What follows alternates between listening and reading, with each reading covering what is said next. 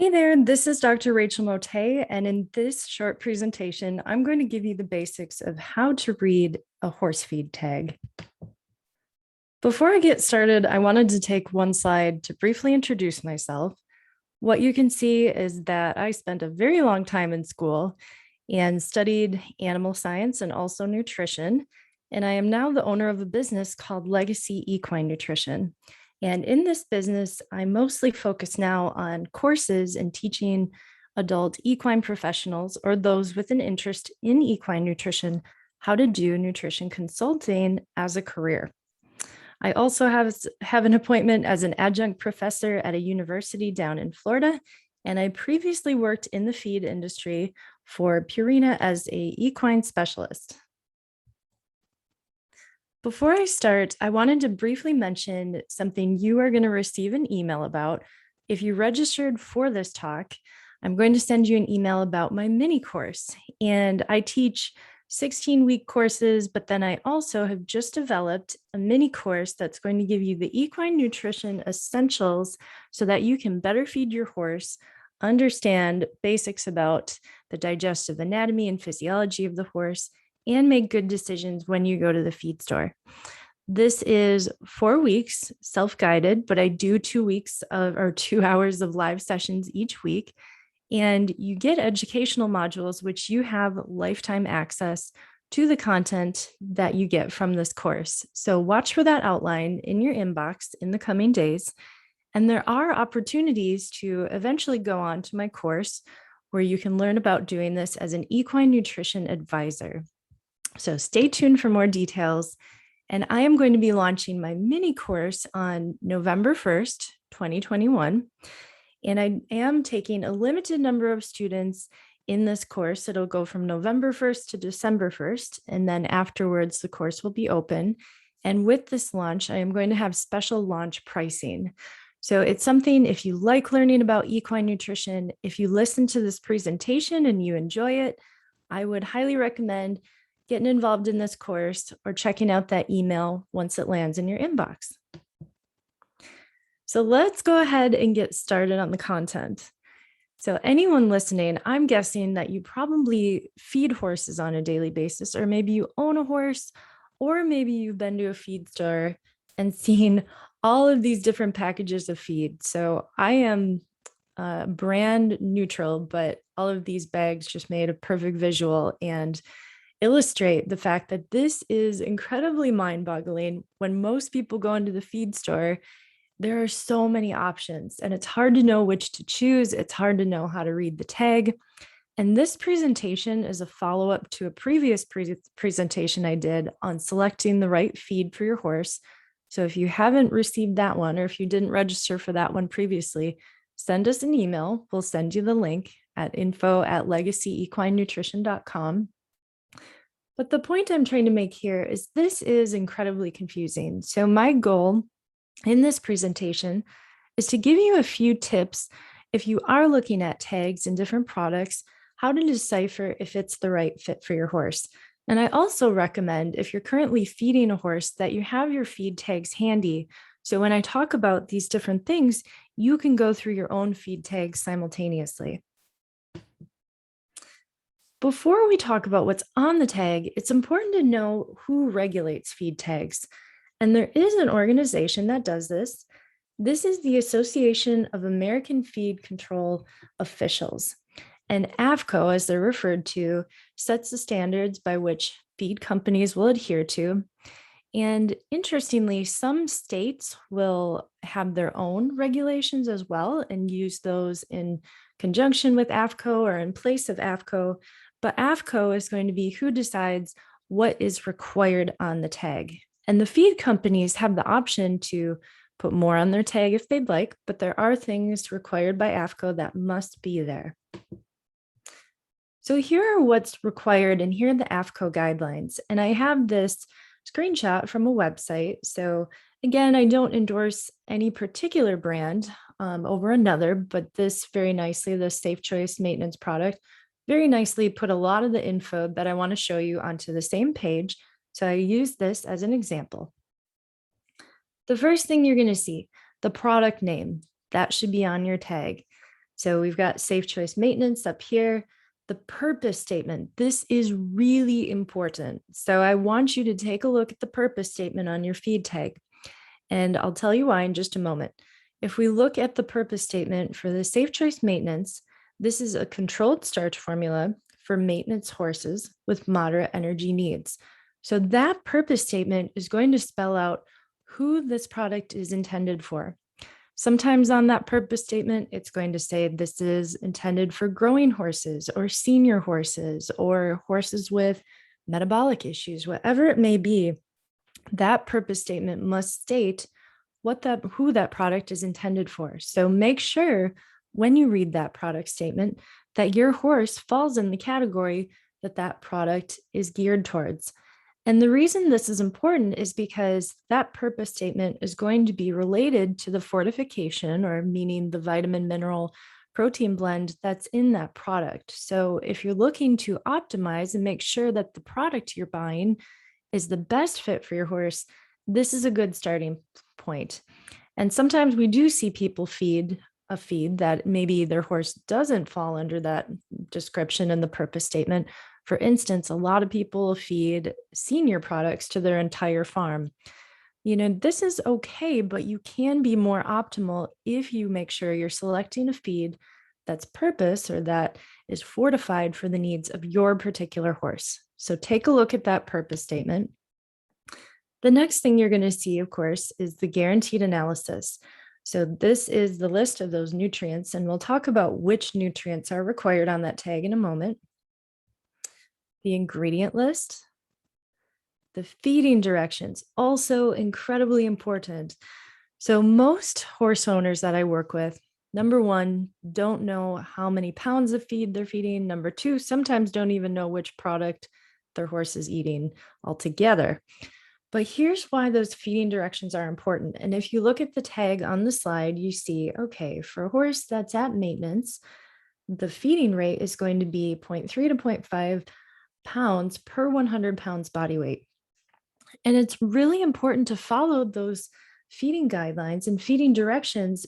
Those are put in place because in order for your horse to get optimal NRC recommended, so NRC is the National Research Council for each species, and with particular interest to horses, these recommendations are going to be put in place so your horse gets all the vitamin and minerals that they're required to consume per day. So when you don't quite meet that recommended feeding rate, sometimes what happens is you aren't getting optimal intake of certain vitamins, minerals, or other nutrients. So what you need to make sure is that you're following the feeding directions. And let's pretend if you have a bag of feed that says your horse, based on all things, should be eating 8 pounds of that feed, and you're feeding a handful of it. Well, then it's time to look at a different product that's intended for horses that don't need a lot of intake. So maybe a ration balancer. And again, this is important just to make sure that your horse is receiving adequate nutrient intake. So take a look at those feeding directions. And if this is something that's confusing, another option for you, you can always connect with our team of certified legacy equine nutrition advisors, and we can help tell you if what you're currently feeding is balanced to the needs of your horses. Another thing you're going to see on the tag is going to be the bag weight. We see 50 pounds on here. Most bags of feed are 50 pounds. You are going to come across some 40-pound bags, so keep your eyes open for that, but most will be 50 pounds on horse feed.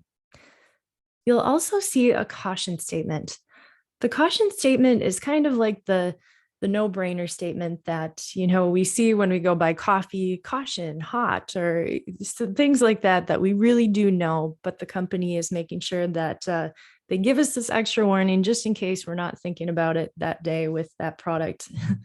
The caution statement in this product is to make sure to store it in a cool, dry place, make sure that it's free from insect and rodents, and also watch for signs of any molding, and don't feed moldy hay or moldy feed to horses. So this is pretty self-explanatory, but you will see those caution statements on a bag, and some products are going to say, maybe it's a ruminant or a livestock product. It might say is not intended to be fed to horses, or it might say this product is not intended to be fed to sheep. So whatever it may be. Those are just goofy examples. The caution statement's pretty straightforward, but just know that it's on there and it's required to be by AFCO. I have a couple examples of tags, and I left off the product name just to try and disguise these, but I do think it's fairly obvious on one of them in the feeding directions. It says the name of it, but I wanted to put these up here just to go through the different pieces that we talked about. So we see on top of the product on the left, and this is a screenshot from their website, that this is a supplement to balanced rations for idle, breeding, growing, and performance horses. And the supplement also contains joint support.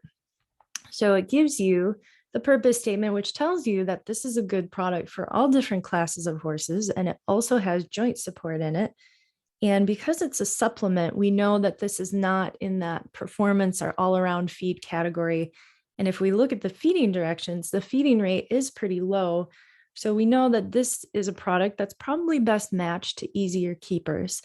And what you're going to see also on here is we see some of the call outs about the product benefits. We see the guaranteed analysis and some of those things that you're going to notice about, actually, in particular to the difference of these tags. If we look at the product on the right, so we look at their purpose statement, a premium quality texturized feed for performance, breeding, and growing horses. So this is a feed that looks a little different. Something you're going to notice is that the tag on the right has much less on their guaranteed analysis list than the tag on the left. And we're going to come back to that and talk about it in just a moment. But I did want to draw your attention to that because feed companies do have an option in terms of what they'd like to share on that tag beyond what's required by AFCO. So more on that in just a moment. And for the first time in this presentation, we're getting that ingredient list. So what you should see is the list, and typically companies are going to list this to their most prevalently used ingredient all the way to their least prevalently or their least used ingredient. And they do have the option to order those how they'd like. More on that in just a moment. So here's what is required by AFCO to be on that tag, the guaranteed analysis in particular. If you're looking at a tag right now, you're going to see crude protein, crude fat, crude fiber, calcium, phosphorus, selenium, zinc, and vitamin A.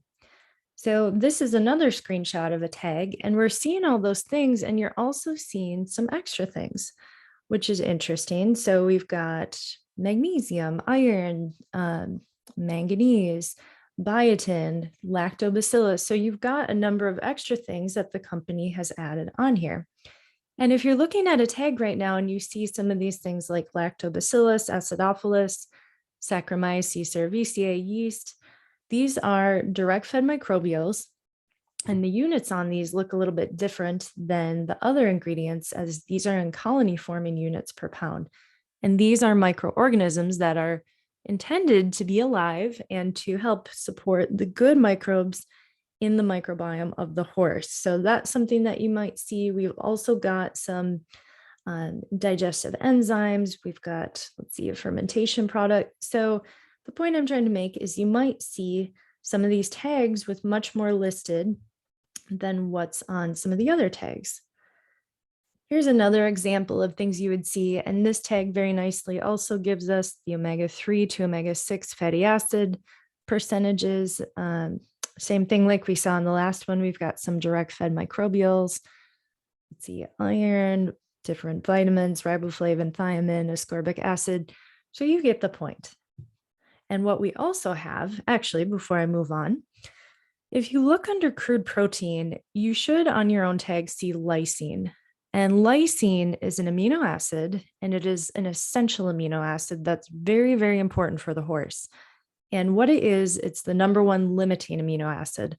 What that means is that if the horse doesn't get a certain amount of lysine in the diet, that protein synthesis within the body will be negatively affected if they don't hit their lysine requirement. This is really the only amino acid that we have a known requirement for in the horse. And so you're going to see lysine on that tag as well, typically. Underneath lysine on this tag, they've listed some of the other essential amino acids, methionine, threonine, tryptophan, leucine. So this information is nice to have In the case of amino acids, we have suspicions that methionine and threonine are also very, very crucial essential amino acids, yet we don't know their requirements. So this info is great to have, yet there's not tons that we can do with that info other than be appreciative that that company was very transparent with that amino acid blend in their products. So we've also got some differentiation between the different types of fibers in that feed. So ADF and NDF, those are different measurements of fibers. And there's numerous other things on here just to call out that they're putting these on the tag where some other companies aren't. Something I want to draw your attention to on this tag as well. So some companies will list biotin, and one of the tags I previously showed has biotin listed on there too. And the interesting thing, so biotin, in terms of requirement per day to potentially improve hoof integrity, hoof growth, and hoof health, is 20 milligrams per day. So if we look at biotin on this tag, 0.25 milligrams per pound, you're really only going to end up with about, depending on the feeding rate, at most 1 to 2 milligrams total of biotin per day. So it's important to know that sometimes when we look at these things on the tag, that while we want to hope that they're in the level needed to be appropriate for therapeutic benefit, whatever it may be, it's important to know, particularly in the case of biotin, I see this a lot, that companies will list it on the tag, but it's really not at that level that we'd need it to be to help hoof health. So it's just a case of the company being very transparent about what's in there, but just know that if you see that on the tag, it doesn't always mean it's at the right level. So here's the next question that I have for you to think about. If it's not listed on the tag, is it still in there? The tag that we just looked at does a really nice job of listing pretty much, everything that a consumer would want to know and then some. And we looked at a tag before that had kind of the bare minimum in terms of what AFCO is required and not much else. So it's not on the tag. Does that mean it's actually in that product? Does that product contain biotin, even if it's not listed on there? Does it contain riboflavin and thiamine? Does it contain, iron if it's not listed? And iron, I put this little picture up here because iron is a hot topic. So here's what I want you to know about this. Just because it's not listed on the tag does not mean it's not in the product. And again, the companies have the option beyond the AFCO requirements, whether or not they want to list things or whether or not they want to leave them off. So as of recent, a conversation that's come up with a lot of people is about iron, concerns about iron in the diet, level of iron, all these things, added iron. So I would say most, if not almost every product out there, supplement, feed, whatever you're giving to your horse, has iron in it. Iron is incredibly abundant in naturally grown feed ingredients. So most products are going to have that in there, but it's not going to be listed on all the tags. And again, following the guidelines from AFCO, it doesn't have to be. And interestingly, because the companies know that consumers are concerned about iron being on the labeling. So there are some supplement companies I know for a fact that used to have iron listed on their tag and have removed it due to the perception from consumers that if it's on the tag, that means it's been added. So what I want you to know is if it's not listed on the tag, it doesn't mean that that nutrient is not in there. It's up to the discretion of that supplement or the feed company, whether or not they want to put it on there. And same thing with some of those other things. Like on the last tag, we saw ascorbic acid, vitamin C, B vitamins, we saw manganese, and a number of other minerals that weren't on some of the other tags we looked at. It doesn't mean that they're not in those products. Those things are, but that company has made a decision to not list those on the tag. So just be aware of that. I want to break down a few of those things that we're looking at on the tag because it's really important for you as the consumer to know when you go into the feed store, you're going to see a lot of feed tags that look almost identical. And sometimes those identical looking feed tags, they're going to be very different prices on those products. And I want to explain, why that is and how you can take this information and use it to be a better feed buyer. The first thing, protein percent. This is a question, when I used to be a feed rep, people would ask about this all the time. All right, what percent protein is this? I want this percent protein and I want these specs. Well, interestingly, the protein percent doesn't tell you the full story. And there is a scientist I know that was a bit of a genius in pelleting things and creating, feed and whatnot. And he made something called imitation horse feed, right? So to prove a point, he mixed all of these inedible ingredients and he pelleted them and it looked just like a horse feed. And I think it was 12% protein or around there, 18% fiber, 5% fat, all the specs that we would want to see on a horse feed tag. Yet he made it using fertilizer, wood shavings, motor oil, WD-40. He put in all of these miscellaneous things that you're like, oh my gosh. Of course, you would never feed that to your horse. But the point he's trying to make is there are a lot of ways to make those percents as those percents, yet in terms of quality, you can't see that by looking just at those percents. So let's talk a little more about that. And we'll start with protein. So if you know, protein is built by amino acids. Amino acids are the building blocks of protein. They string together to create large protein molecules. And you can see that, my illustration by looking on the right of this slide. I try and give you that visual that amino acids all come together to form these long protein molecules or these big protein molecules. Crude protein that you'll see on the tag is a measurement of the nitrogen in the feed. And the reason that nitrogen is a measurement, so amino acids have a distinct structure and all of them have this nitrogen group on them. And so that's going to be unique to these amino acids when we look at other nutrients in the body. So when crude protein is measured, it's going to be measuring the nitrogen in that feed. And that nitrogen, it should come from protein. However, there are also things called non-protein nitrogen sources that can show up and contribute to the protein percent. An example of that would be urea. These are things that are going to be more commonly found in livestock feed and should not be in horse feed. Yet, sometimes that does happen, and that is not only problematic for your horse, but that is non-utilizable protein for your horse. So it's important to know that, protein percent doesn't tell us the full story. It also doesn't tell us which amino acids make that percent. So some of those amino acids are very important. If you remember back to the feed tag I showed a little while ago, some of those amino acids are essential. And what that means is that they must be provided by the diet. Some of those amino acids are non-essential, meaning they can be synthesized within the body. That protein percent on the tag doesn't tell you amino acid composition. And it also doesn't tell you quality of amino acids or quality protein sources. So here's the thing that I want you to look for in your own feed. Of course, the foundation of any equine diet is going to be good quality forage.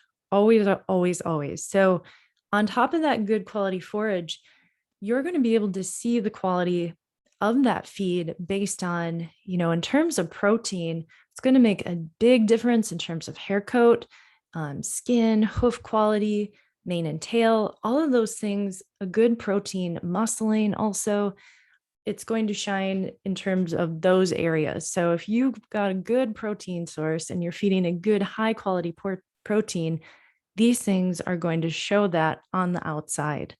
A lot of times seeing is believing. And I would say, springing a bit extra for the higher quality product, even if the protein percent is the same on that product and it's more expensive than the other one, in these cases, a lot of times you're getting what you pay for. So keep that in mind when you look at that protein percent. And when we think about, what that should be, most of the tags out there are going to be somewhere between 10 and 14%.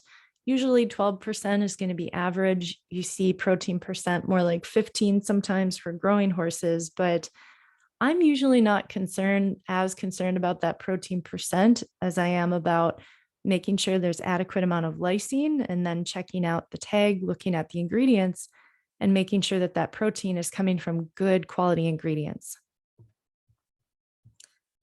The next thing, I'm going to skim over this a bit quickly just for the sake of this presentation. Of course, we could talk for hours about feed tags, but when we talk about crude fat and crude fiber, the thing that can be a little difficult to navigate about this is that different fat and fiber sources provide different levels of energy, different digestibility and quality in these two things as well. So it's important to know that when you look at these fat values and fiber values, the tag doesn't tell you everything. And something important to know, if you're looking at your feed tag and you're looking at fat, the average amount of fat in a feed is going to be typically, well, there's a pretty big range, anywhere really from 3% to 8%, but then you're going to see some of those high fat products that are more like 10 to up to 13%. And it's important to know that some horses really don't love high fat diets. They don't love the taste of added fat.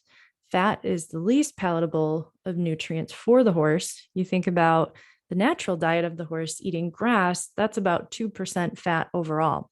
So sometimes when we put these feeds in front of them that have 13% fat, they're like, whoa, this is a bit too much. I don't love this. Or even when we add a fat supplement. So it's important to keep that in mind. And I'd say it's a pretty slim majority of horses that don't love fat. But if you have a horse that goes off of feed and the fat is high, or you've added a fat supplement and your horse isn't as crazy about eating that meal as they used to be, it's very possible that could be related, or it's one thing to investigate before assuming your horse is sick or hates all the feed, etc. Here is a very confusing and very messy illustration of vitamin and mineral interactions. So this is overwhelming to say the least to look at, but what this is showing you is that these vitamins and minerals within the body, and what we're hoping is that these are aligned, or that these are all in the optimal levels, and that they're all working together synergistically in this nice harmony. Because what you can get, so for instance, copper and zinc, those are two that we look at. We want to make sure that we've got 3 to 4 times copper, or sorry, 3 to 4 times the amount of zinc for every 1 part copper. And it's important that we have this so that we can keep absorption maximal in both of these minerals. Calcium and phosphorus, that's another mineral interaction that we have to make sure that the calcium is higher than the phosphorus. And typically we're hoping for a 2-to-1 ratio, about 2 parts calcium per 1 part phosphorus.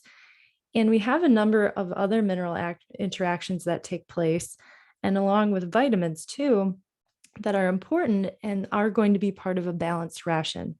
So what you should know when you buy from a reputable company that has a PhD on staff that has formulated the feed, this mineral and vitamin harmony that you see here, all these interactions, which looks like chaos, probably more than harmony, but this should be balanced for you. And so you don't have to worry about doing this yourself. Of course, we throw in the hay and that can throw things off a bit, but many of us don't have a hay analysis, and we have to just go along with the assumption that, well, we're going to get this as good as we can. Mother Nature isn't perfect, and maybe our hay is going to be different next week than it is this week. But if we trust and buy from a good, reputable company, at least within the ration portion, this is going to be balanced.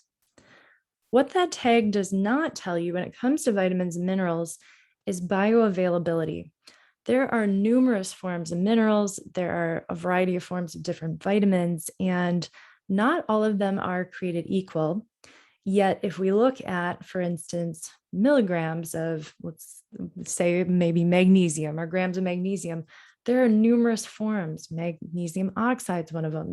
There's numerous ones. Calcium carbonate, whatever it may be. There's different forms of all these minerals. So not all of them are going to be as bioavailable as others. And the tag also doesn't tell you if the nutrients are balanced. Again, like I mentioned, if you're going with a reputable, good company, these should be balanced for you.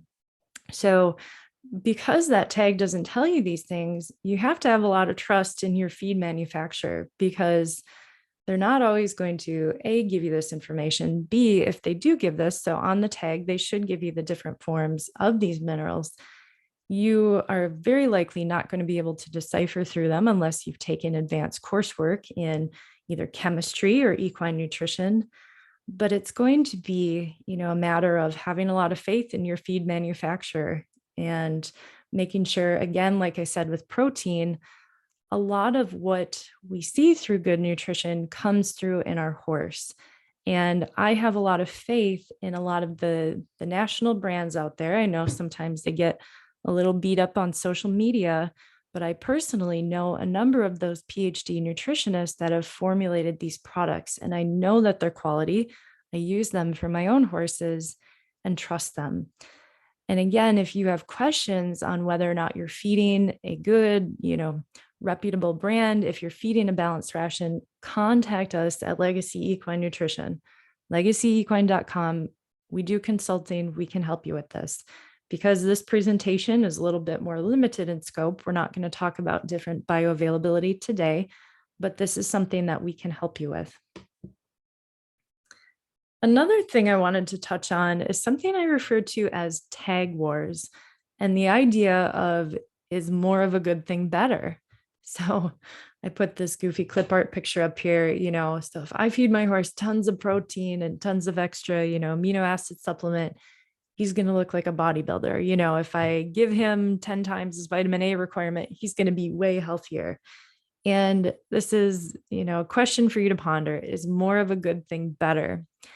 And a lot of times we see what we call tag wars in the industry. And what I would caution you against, if you are just looking at feed tags and looking for the tag that has the most of everything, that is not always a good thing. And I have a group called Equine Nutrition Education. If you're not part of that group, I highly recommend that you join that, because I recently posted a feed tag comparison and I asked participants in the group, all right, tell me which one you would feed. This was for a case study that I like to do each Monday. And the group was naturally inclined to pick the one that had the highest levels of everything. Well, that product with the highest levels of everything, in the case of a growing horse that's getting the amount that manufacturers recommended, it is actually toxic and potentially detrimental to a safe, healthy growth curve for that young horse. So what I'm trying to say is, more of a good thing is not always better. And another example that I like to share, so this is true story. Several years ago, I bought a bunch of flowers because I love flowers and I think they're beautiful and make my house look pretty. And I wanted them to be as bright and beautiful as they could be. So you know what I did? I went against my own advice and I fertilized the heck out of them. So what do you think happened? I fertilized them to a point that I killed all of them. So not only did I waste money, but it was a toxic dose of fertilizer. Okay, that can happen to horses too. So if you have a company, and again, in the industry, we call these tag wars. If you have a company that is just one-upping everybody and the tag is far surpassing every other company, it doesn't mean it's better. And I would say proceed with caution in that case. If you've got someone that's trying to sell you a product just by saying, well, it's got more of all these things. Well, I don't like more. And the example I gave you before about the fertilizer, and in particular, that feed tag exercise I posted, more of a good thing is not always better. Something else I want to point out is ingredients, and feed companies actually have an option of how they want to list ingredients. So they can list individual ingredients, which if you're looking at a tag, you might see wheat midds or oats or alfalfa meal, soybean meal, whatever it may be. And they also have an option to list in groupings or collective terms. Collective terms, some of these words you'll see are grain byproducts, forage products. And companies will do that for one of two reasons. So oftentimes we as consumers really like to see the individual ingredients, and I definitely understand that because I do too. Although collective terms, it means one of two things, actually one of three things. Let me backpedal. It means the company is either A, trying very hard to protect that formula from their competitors. B, it means there might be some regional differences in some of the ingredients just based on availability. So let's say the feed is made on the East Coast and on the West Coast. And in terms of what's abundant and available to make that feed is different based on that coast. That can be another reason. Reason three, the worst of all reasons, is because it was very, very low cost formulation, a very low cost formulation. What that means is that pretty much the cheaper ingredients that the company can find are going to go into that product. So when you see these groupings or collective terms, that doesn't always mean that it's a low cost formulation. But if it's the cheapest bag in the store and you're seeing this on there, that means your ingredients are going to be changing and that the quality is not great. So in that case of the cheap bag of feed, I would advise against that. But again, it doesn't always mean that the product isn't quality. There's a product that I fed to my performance horses for about 10 years that did use these collective terms. And I know the reason they did that is because of reasons A and B that I just mentioned. So protecting the formula and also due to some regional variances and ingredients available. So I still felt confident feeding it, but this is good for you to know that the companies have the option. What that tag doesn't tell you are the amounts of the ingredients. And I have a little fun fact. Did you know animal feed companies are not required by AFCO to list ingredients in order of the highest amount of ingredient used to the lowest amount? This is what we see in human nutrition tags. Of course, the most prevalent ingredient goes first, the least prevalent goes last. I would say most of the feed companies still do this. There are a few who maybe don't and put some of those chelated minerals closer to the top, even though how much that's in that feed is very, very teeny tiny.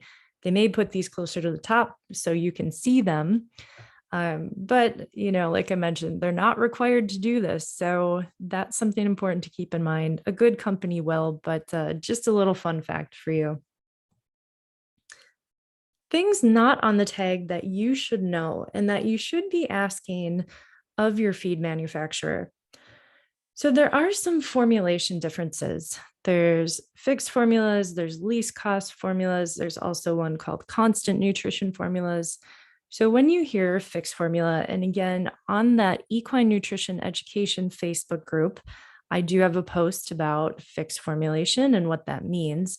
Fixed formula means that every bag it's kind of like baking a cake, right? You've got all these ingredients and a certain amount of each ingredient. And each batch you're going to put that into. And that's what, fixed formula. Everything is exactly the same from bag to bag. The only challenge with this, and why there are a few companies that make a great product but don't use fixed formula, sometimes fixed formulas don't take into account nutrient variability, let's say across a field of, even the same crop. Let's pretend that we're comparing two fields of corn, maybe they're across the street from each other, but they are going to be different and have a lot of variation nutrient wise, even within the same field. So sometimes companies will not do a fixed formula so that they do have a little wiggle room to adjust for variability in nutrient composition of those ingredients. You may have heard something called a least cost formula. If you're buying the cheapest bag of feed at the feed store, you are buying a least cost formula. You are buying the cheapest ingredients. The quality probably isn't great, and I would highly discourage you against doing this.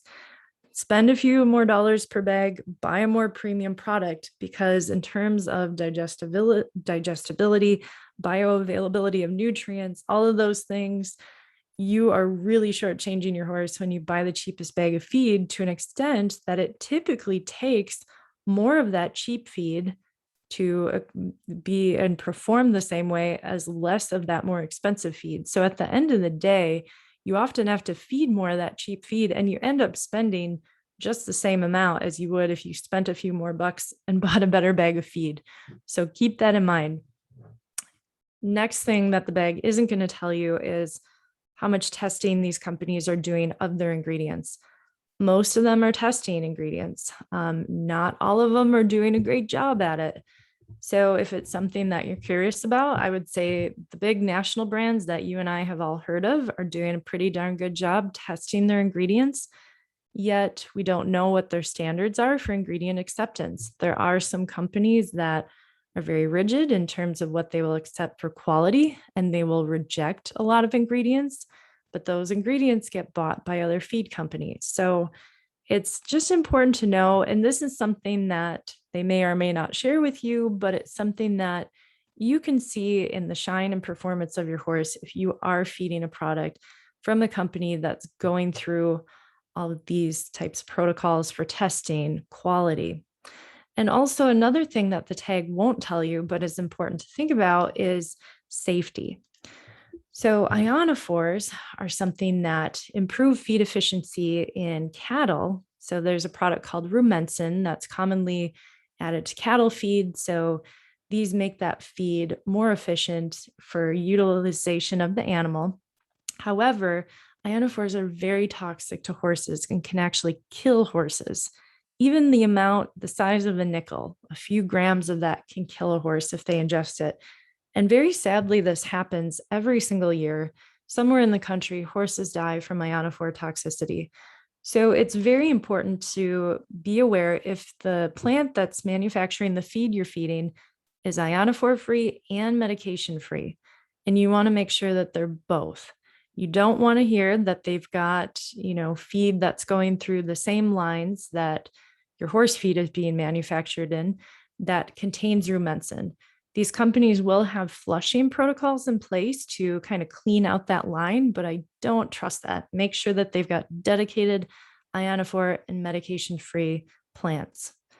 Another thing, aflatoxin testing. So aflatoxin and mycotoxins is more the term in general, are things that are harmful to horses. So this is something that you can actually see on corn, fumonisin. So this is a fungus that is toxic to horses and can impact the health of your horse's liver. This is something that a number of companies are going to test for when that corn gets to their plant, but it's something that's really important to find out and make sure that they are taking steps to ensure that that is not affected with aflatoxins or mycotoxins. So now you have a lot of this information about feed tags, and the question becomes, what are you going to do with this? So the first thing I want you to do is take a look at your feed tags and make sure that your horse is consuming the right feed for their life stage, workload, job, all of these things. Make sure that your horse is getting the right feed for them. If you've got questions about this, contact the Legacy Equine team. We can help you discern this. So first thing first, make sure your horse is eating the right feed. Second, find out what safety measures your feed company is taking to keep your horse safe. Refer to that slide previous to this one. Ask that company. They will tell you, especially when it comes to medication and ionophores. And if you haven't had a chance to look at the Equine Nutrition Education Group, you're going to find info. I put a list of the companies that are ionophore and medication free on there, and you can take a look at that too. Make an informed decision at the feed store. I realize there's a lot that we didn't get to in this conversation because there's so much to talk about when it comes to feed tags and feed bags, but use this presentation and the previous one that I gave on how to select the right feed to help you make an informed decision at the feed store for your horse. If you need our help, work with a certified Legacy Equine Nutrition advisor, contact us at info@legacyequinenutrition.com. And the last call to action, if you enjoyed this session, learn more by taking my Equine Nutrition Essentials mini course, or if you have interest in making a career as a nutrition advisor, reach out to me. Let's talk. I have an amazing group of individuals who have gone through this process and certification and are doing amazing things out there serving the equine community and also making this a career that has worked out very, very well for them. And they've been highly successful in this role. So if you have interest in doing this, let's talk. And with that, I would like to thank you for tuning in. This is something I love doing. I love to teach, and I hope that you learned something that you can use for value to your horse and to, making sure that you found the right product for your horse. But I wanted to thank everyone for tuning in, and hopefully you will join me for further educational opportunities.